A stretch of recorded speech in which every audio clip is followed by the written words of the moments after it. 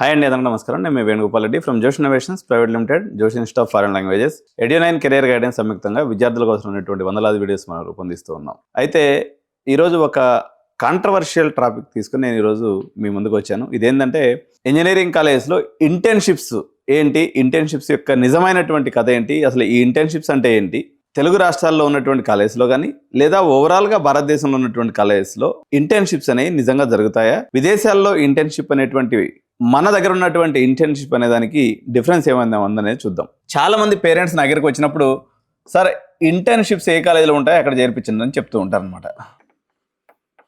ప్రత్యేకంగా తెలంగాణ కాలేజెస్లో మనం తీసుకున్నప్పుడు నేను ఒక 2-3 కాలేజెస్ వెబ్సైట్లోకి వెళ్ళినప్పుడు, ఉదాహరణకి వాసవిలో కానీ, వాసవి ఇంజనీరింగ్ కాలేజ్ కానీ, సిబిఐటి కానీ అండ్ విఎన్ఆర్ కానీ, సమ్ టైమ్స్ కేఎంఐటి కానీ, ఇట్లా అక్కడక్కడ కొన్ని కాలేజెస్లో ఒక కాలేజీకి రఫ్గా ఒక 1500 ఇంటేక్ ఉందనుకున్నట్లయితే 50 మందికి ఇంటర్న్షిప్ వస్తున్నటువంటి పరిస్థితి అయితే చూశాను నేను. అంటే 1500 మందిలో ఓన్లీ ఒక 50 మందికి. అంటే ఈ ఇంటర్న్షిప్స్ అంటే ఏంటంటే యాక్చువల్ ఇంటర్న్షిప్స్కి మామూలుగా మీరు ఈ కాలేజీలో చెప్పే ఇంటర్న్షిప్స్కి చాలా తేడా ఉంటుందండి. ఇంటర్న్షిప్స్ అంటే ఎలా ఉంటాయంటే ఒక కంపెనీ వాళ్ళకి తీసుకెళ్ళేసి వాళ్ళ కంపెనీ ప్రెమిసెస్లో పెట్టి వాళ్ళ చేత ప్రాజెక్ట్స్ చేయించుకొని వాళ్ళకి కొంత అమౌంట్ పే చేస్తుంది. జనరల్గా ఇంటర్న్షిప్ అమౌంట్స్ అంటే 50,000, 30,000 నుంచి ₹1,00,000 దాకా కూడా ఇంటర్న్షిప్ అమౌంట్ అనేది పర్ మంత్కి ఉంటుంది. ఇటువంటి ఇంటర్న్షిప్స్ సిబిఐటి, వాసవి, విఎన్ఆర్ ఇలాంటి కాలేజెస్లో ఓన్లీ ఒక కాలేజీకి వచ్చేసి మ్యాక్సిమంగా, అంటే కొన్ని సందర్భాల్లో ఇది 20 మందితోనే మీకు వాళ్ళ వెబ్సైట్ ఓపెన్ చేస్తే కనిపిస్తుంది అనమాట. ప్రీ ప్లేస్మెంట్ ఆఫర్ అంటారు, పీపీఓ, ప్రీ ప్లేస్మెంట్ ఆఫర్ ఇచ్చేసి అక్కడే వాళ్ళ కంపెనీలో తీసుకెళ్ళి ఇంటర్న్షిప్ ఇచ్చి వాళ్ళకి వాళ్ళ ఇంటర్న్షిప్ పెర్ఫార్మెన్స్గా నచ్చినట్లయితే వాళ్ళ కంపెనీలోకి అబ్జర్వ్ చేసుకోవటాన్నే ఇంటర్న్షిప్గా చూస్తారు. కానీ మెజారిటీ ఆఫ్ ది సందర్భాలలో, అంటే 99%, నేను చెప్పేది టాప్ 5 కాలేజెస్ వదిలిపెట్టండి. టాప్ 5 కాలేజెస్లో నేను చెప్పినటువంటి విషయం వచ్చేసి కాలేజీకి ఒక 20 నుంచి 50 మంది మ్యాక్సిమంగా ఇంటర్న్షిప్స్కి వెళ్తున్నారు. రిమైనింగ్ మొత్తము డమ్మీ ఇంటర్న్షిప్ చేపిస్తారు. డమ్మీ ఇంటర్న్షిప్స్ అంటే యాక్చువల్గా ఇంటర్న్షిప్స్ అంటే మీనింగ్ ఏంటంటే కంపెనీ ఎక్స్పోజర్ కావాలండి. కంపెనీ ఎక్స్పోజర్ అంటే ఆ కంపెనీలోకి పోయి పనిచేసి ఆ కంపెనీలో ఉన్నటువంటి వాతావరణం, అక్కడ నడుస్తున్నటువంటి ప్రాజెక్ట్స్ మీద రియల్ టైంలో అవగాహన పెంచుకోవడానికి ఇంటర్న్షిప్ అంటారు. కానీ మెజారిటీ ఆఫ్ ది సందర్భాల్లో డమ్మీ ఇంటర్న్షిప్స్ ఉంటాయి. డమ్మీ ఇంటర్న్షిప్స్ అంటే విచిత్రంగా ఈ డమ్మీ ఇంటర్న్షిప్స్లో పిల్లలే కాలేజీకి పే చేస్తారనమాట. ఎక్కడైనా కానీ ఇంటర్న్షిప్ చేసినందుకు ఎవరు పే చేయాలి? వర్క్ చేయించుకున్నటువంటి వాళ్ళు పే చేయాలి. కానీ ఇక్కడ వెరైటీగా స్టూడెంట్స్ చేత డబ్బులు కలెక్ట్ చేస్తారు. ఎంత కలెక్ట్ చేస్తారు?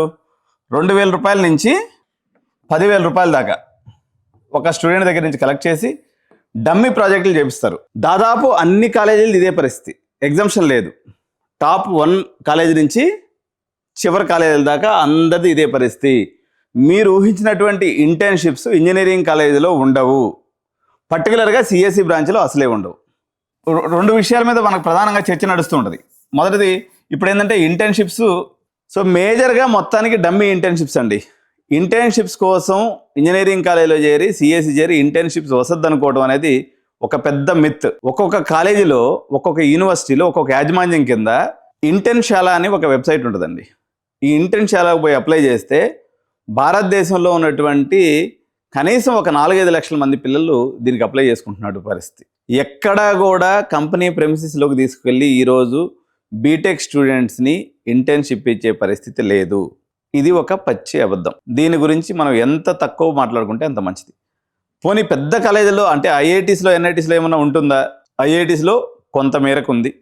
అంటే ఎంత మేరకు అంటే ఒక 50% చాలామంది ప్రీ ప్లేస్మెంట్ ఆఫీస్కి వెళ్తూ ఉంటారు, అక్కడ నుంచే కంపెనీలోకి అబ్జర్వ్ అవుతూ ఉంటారు.